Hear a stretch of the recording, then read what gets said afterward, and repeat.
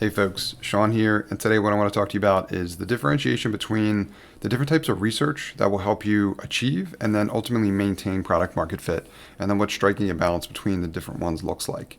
So the way I define them is the difference between discovery and research. And I usually also add on customer to discovery, so I consider that one customer discovery. And then when I say research, I often say user research, but I use those a little interchangeably. But I differentiate the two of those in a specific way. There's an area of both impact, and I also feel there's a metric for which you can ultimately focus on to better determine whether or not you're getting a positive ROI out of investing in either one of those, realistically both. So from a discovery perspective, and these both have implications on product market fit, discovery is really important, especially in the beginning, before you really do anything from a product perspective. So that is paramount. But then after you have beta users, paying customers, whatever, your product starts to get a form of traction, the user research will be important for a different reason. It's still relatively similar in terms of the process that you will go through, but the impact that you will receive and why it's so important to invest in that as well too, but also continue to make this differentiation between discovery and research is important, and I want to talk about that. So from a discovery perspective, when we're talking about impact, I mean, how is that likely to impact your product organization or your product company?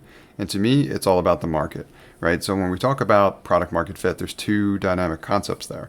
It's your product and your market, and both can be ever changing. As such, that's why from a product market fit perspective, I challenge the notion of some people feeling like product market fit is more of a milestone. I feel like it's much more of a phase, as in you can find yourself within it just as easily as you can find yourself out of it.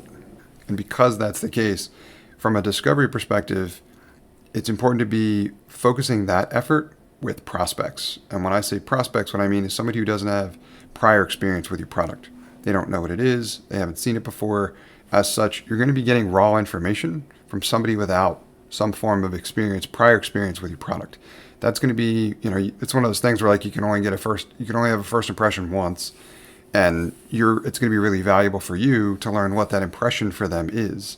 Because you could figure out what objections they have, what they're ultimately looking for, their top problems we're solving. You can do that process repeatedly if you're investing in this process specifically with prospects. And that will help you keep track of the market. Because the market can shift under you. I've seen that with product companies before. I've gotten involved in projects where they've needed help because they've fallen victim to this as a trap, where they had a form of product market fit, but they fell out of it because they lost sight of the market. Discovery will help you keep track of the market to make sure that you're always focused on not just where it is, but where it's going. So from an impact perspective, the customer discovery work will impact your growth as a product company. And when I say growth, what I mean is revenue, as in customer discovery is intended to help you convert more prospects into paying customers and to ensure that you maintain a level of performance there that is adequate for the kind of growth that you want to achieve at your product company. So that's how I define customer discovery, and that's why that's important. It's critically important in the beginning to help you with gaining early traction and ultimately finding product market fit, but it's also important for you to continually invest in it because you can also lose sight of the market. So if you're not continually hearing from prospects, you might not be addressing their most important concerns. So that's how I define customer discovery. Now, user research, on the other hand, that in terms of impact, the focus there is on the product side. So user research should help you keep track of how effectively your product is addressing the concerns from the market, but mostly from the perspective of your existing customers and users, as in what is their current experience like and how do we make it better. This is where user research has most of its impact. But from a metric perspective, user research will help you improve the concept of LTV, or the lifetime value of the customers that you have.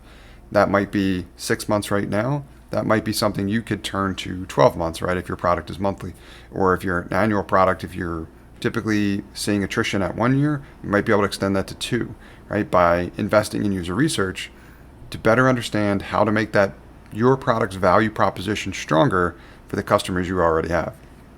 So that helps you make progress against LTV, or the lifetime value of the customers that you have. So that's how I differentiate between the two, right? You have customer discovery on one end, helps you keep track of the market, helps you grow your top line revenue. You're doing that well.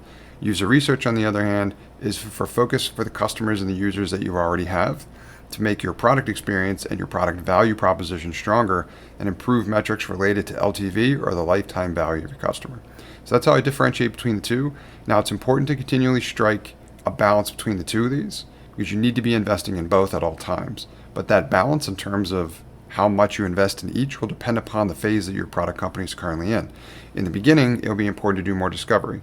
As you start to grow and scale, it'll be important to do more research.